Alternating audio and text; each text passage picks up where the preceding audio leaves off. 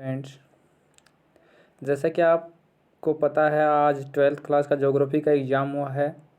उम्मीद है बहुत अच्छा गया होगा, क्योंकि एक दो क्वेश्चंस को छोड़कर लगभग जो पूरा का पूरा पेपर था वो बहुत इजी था। तो उस क्वेश्चन पेपर के ऊपर कुछ एक जो क्वेश्चंस मिले हैं उनके ऊपर डिस्कशन करेंगे। उस पर डिस्कशन करने से पहले मैं एक चीज़ आपको दिखाना चाहूँगा कि हमने जो 2 वीडियो की थी उनमें हमने जो क्वेश्चंस किए थे, पहले वीडियो के अंदर हमने ये क्वेश्चंस किए थे। आप एक बार गौर से देखिए और फिर एग्जाम्स को देखिए कि कितने क्वेश्चन यहाँ से, इन क्वेश्चन में से कितने क्वेश्चन वहाँ पे आए हुए थे। ठीक है, और इसके अलावा दूसरी वीडियो है वो इन क्वेश्चंस पे की थी हमने। तो ये दोनों ही जो लगभग 30 के आसपास क्वेश्चंस थे, इनसे कोरिलेटेड क्वेश्चन हमने डिस्कशन किए थे। आप एक बार इन क्वेश्चंस को देखिए और फिर वहाँ पे अपने पेपर को देखिए। आप अनुभव करेंगे कि कहीं ना कहीं अंतिम क्षणों में जो काम करवाया गया है वो आपके लिए कहीं ना कहीं फ़ायदेमंद है, अगर आपने उसको देखा है तो।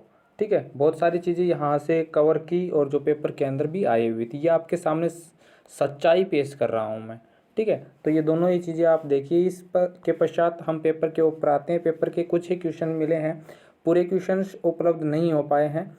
अगर आपके पास पूरे पेपर है तो पेपर की फ़ोटो उतारिए और फ़ोटो मेरे ईमेल आईडी है उसके ऊपर सेंड कीजिएगा। पूरे पेपर के ऊपर डिस्कशन करेंगे। मेल आईडी मैं बताना चाहूँगा आपको, तो मेल आईडी नोट कर लीजिएगा। अगर किसी प्रकार का आपके पास पेपर है, उस पेपर की फ़ोटो उतारिए, फ़ोटो उतार के सीधा मेल कीजिएगा मेरे मेल आईडी के ऊपर। मेल आईडी है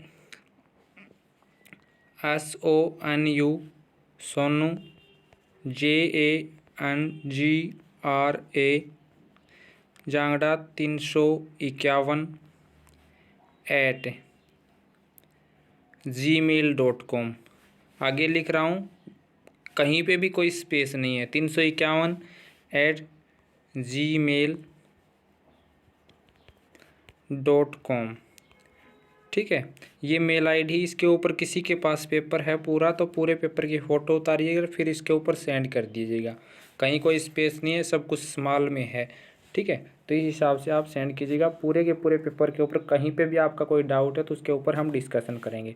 चलिए, जहाँ हमें क्वेश्चन मिले उनके ऊपर डिस्कशन से। कोड है ए, और ए कोड की हमने लगभग 23 से 24 क्वेश्चन हमें उपलब्ध हुए हैं, किसी स्टूडेंट्स ने मेरे पास सेंड किए थे, और उन्हीं के ऊपर डिस्कशन करते हैं। इसमें पहला क्वेश्चन क्या है? पहला क्वेश्चन निम्नलिखित में कौन सा मानव भूगोल का उपगमन नहीं है पूछा है। देखो, बहुत सारे क्वेश्चन के अंदर ये देखने को मिला कि ये नहीं है, ये ध्यान रखना जरूरी होता है। तो नहीं है, इसमें हमने पहले भी किया था, इसमें आ जाएगा मात्रात्मक क्रांति। किसने नव निश्चयवाद का प्रतिपादन किया था? हमने वहाँ क्वेश्चन दिखाए थे। पहला ही क्वेश्चन था नियतिवाद या नव निश्चयवाद के बारे में। तो नव निश्चयवाद का प्रतिपादन किसने किया था? ग्रिफिथ टेलर ने। नेक्स्ट है, निम्नलिखित में कौन सा एक विरल जनसंख्या वाला क्षेत्र नहीं है? तो 3 तो हैं, एक नहीं है पूछ रखा है इसमें, तो नहीं है कौन सा? दक्षिण पूर्वी एशिया वाला। औद्योगिक क्रांति के समय विश्व की जनसंख्या कितनी थी? वैसे अगर देखें किताब के अनुसार तो 70 करोड़ थी वहाँ पे। ठीक है, लेकिन यहाँ 70 करोड़ कहीं ऑप्शन में नहीं है, 50 करोड़ भी नहीं है। तो हम कहाँ पे जा रहे हैं? हम 60 करोड़ पे जा रहे हैं। इसको कन्फर्म कर लेना अगर आपके पास कोई भी हेल्प बुक हो उसके माध्यम से। ठीक है, नेक्स्ट क्वेश्चन पे चलते हैं। 6 का क्वेश्चन है, निम्नलिखित में कौन सी संख्या जनसंख्या के कार्यशील आयु वर्ग को प्रदर्शित करती है? यानी कि उत्पादक आयु वर्ग कौन सा है? तो इसमें 15 to 59 आ जाएगा। नेक्स्ट है, कौन सा देश उच्च मानव विकास वाला नहीं है? देखो, बहुत सारे क्वेश्चन के अंदर ये चीज़ पकड़नी जरूरी है, नहीं है पूछ रखा है। इसमें कौन सा आ जाएगा? मिस्र। फूलों की कृषि को क्या कहा जाता है? फूलों की कृषि को पुष्प उत्पादन कहा जाता है। आसान सा क्वेश्चन है। निम्न में से कौन सा कृषि के प्रकार का विकास यूरोपीय औपनिवेशिक शासनकाल के दौरान किया गया था? यानी कि अंग्रेजों के शासनकाल के दौरान कौन सी कृषि को बढ़ावा दिया गया था? तो ये आ जाएगा रोपण कृषि का। ठीक है, नेक्स्ट क्वेश्चन के ऊपर चलते हैं। 9th क्वेश्चन है, निम्नलिखित में से कौन सा एक तृतीय क्रियाकलाप है? तो खेती भी नहीं है, बुनाई भी नहीं है, आखेट भी नहीं है, कौन सा बच जाएगा? व्यापार है तृतीय क्रियाकलाप में। नेक्स्ट है, निम्नलिखित में किस प्रकार की बस्तियां सड़क, नदी और नहर के आसपास इस प्रकार से प्रतिरूप होता है जिसको रेखिक प्रतिरूप या रेखीय प्रतिरूप कहा जाता है? विकासशील देशों में जनसंख्या के सामाजिक विकास और आवश्यकताओं की पूर्ति करनी। अब जो डिमांड है उसको पूरा करने के लिए क्या चाहिए, पैसा चाहिए, सीधी सी बात है। तो वित्तीय जो है कारक संसाधन है वो महत्वपूर्ण है। नेक्स्ट है कौन सा भाषाई समूह। अब ये जो क्वेश्चन है ये लॉन्ग आंसर टाइप क्वेश्चन में भी आया हुआ 5 नंबर में, और यहाँ पे भी लगभग 6 नंबर कवर कर रहा है ये क्वेश्चन है वो। तो सबसे बड़ा भाषाई समूह कौन सा है, विशालतम भाषाई समूह भारतीय आर्य भाषाई समूह, जिनकी आबादी 73% के आसपास है। ठीक है, नेक्स्ट क्वेश्चन पे चलते हैं। 13 का क्वेश्चन है, भारत के निम्नलिखित राज्यों में से किस राज्य में 0 से 6 आयु वर्ग यानी कि लिंग अनुपात है वो सबसे कम पाया जाता है, न्यूनतम पाया जाता है। तो हरियाणा के अंदर देखने को मिलता है। कौन सा नगर नदी तट पर अवस्थित नहीं है, फिर नहीं है आ गया। तो इसमें आगरा यमुना नदी के ऊपर, पटना गंगा नदी, कोलकाता हुगली नदी के ऊपर बच गया कौन सा, भोपाल। नेक्स्ट है जल किस प्रकार का संसाधन है। तो जल है वो किस प्रकार का है, चक्रीय संसाधनों में शामिल होता है। नेक्स्ट क्वेश्चन, और इम्पोर्टेंट क्वेश्चन पहले ही बताया था, मोस्ट इम्पोर्टेंट क्वेश्चन बताया था ये, और सभी के सभी परमाणु या नाभिकीय ऊर्जा केंद्र के रूप में चर्चा की थी हमने। और ये 2-3 नंबर में भी क्वेश्चन आया हुआ पेपर के अंदर, और 1 नंबर में यहाँ पे भी।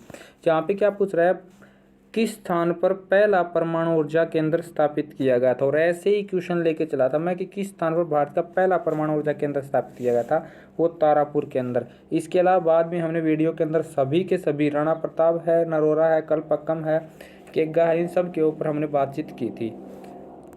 नेक्स्ट जो क्वेश्चन है 17 का, वो है ITDP का पूर्ण रूप बताइए, यानी कि इसकी फुल फॉर्म बतानी है। ITDP प्रोग्राम कहाँ पे सतत पोषणीय विकास वाले लेसन में आता था, और ये आपको पता है समन्वित जनजाति विकास प्रोग्राम है, बी ऑप्शन है वो इसके अंतर्गत आ जाएगा। इंटीग्रेटेड ट्राइब डेवलपमेंट प्रोग्राम है वो कहलाता है। नेक्स्ट क्वेश्चन है 18 का, 2001 के अनुसार भारत की जनसंख्या कितनी थी। यहाँ पे देखो 2011 नहीं पूछा, ये ध्यान रखना है।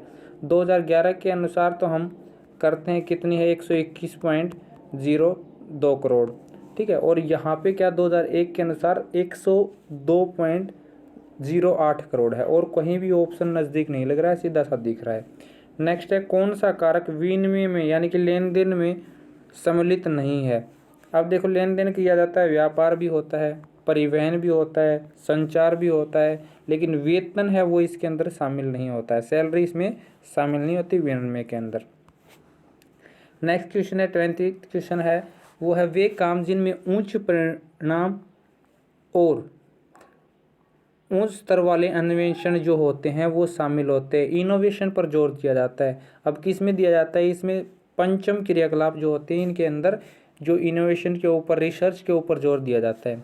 किस राज्य में गरीबी रेखा से नीचे जीवन यापन करने वाले लोगों की आबादी सबसे ज़्यादा है। तो उड़ीसा में सबसे ज़्यादा गरीबी है वो देखने को मिलती है, कहीं हो सकता है किसी हेल्प में बिहार भी हो, तो मेरे हिसाब से उड़ीसा में मिलना चाहिए, सबसे ज़्यादा गरीबी है वो देखने को मिलती है। नेक्स्ट है कौन सा नगर एक प्रशासनिक नगर है। अब प्रशासनिक नगर के बारे में हमने बताया था कि वो नगर जो किसी देश की राजधानी या राज्य की राजधानी होते हैं प्रशासनिक नगर। यहाँ पे देखो सूरत है, न तो राजधानी है देश की न राज्य की, करनाल भी नहीं है, वाराणसी भी नहीं है, गांधीनगर है वो गुजरात की राजधानी है। ठीक है, तो सीधा सा आंसर आ जाता है। अब जो कुछ क्वेश्चन हार्ड थे ना, उन क्वेश्चन में 23 का क्वेश्चन मान के चले, हम थोड़ा सा नाम चेंज किया है। नाम चेंज क्या है, कीरीबुरू लोहे की खान किस राज्य में स्थित है। अब कीरीबुरू की जगह अगर ये होता केंदुझर होता, तो केंदुझर के बारे में हमने पढ़ा था, लोहेस खान है केंदुझर कहाँ पे, उड़ीसा के अंदर, लेकिन इसी का नाम है वो चेंज कर दिया इन्होंने, क्या कर दिया, कीरीबुरू लोहे की खान। तो अब फंस गया ये क्वेश्चन कि कहाँ पे है, तो ये है उड़ीसा के अंदर सबसे ज़्यादा।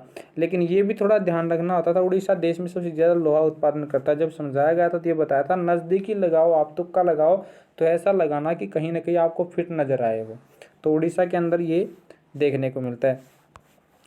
तो ये जो लगभग 23 के आसपास क्वेश्चन मिले थे ए कोड के। इसके अलावा अगर फिर रिपीट कर रहा हूँ कि अगर आपके पास पूरा पेपर है तो वो पूरा पेपर मेरे ईमेल आईडी के ऊपर सेंड कीजिएगा, उसके अंदर कोई भी डाउट है किसी भी कोड से संबंधित तो उसका भी जवाब देने की कोशिश की जाएगी। तो इसी उम्मीद के साथ अच्छा परिणाम लेके आओगे। थैंक यू, धन्यवाद।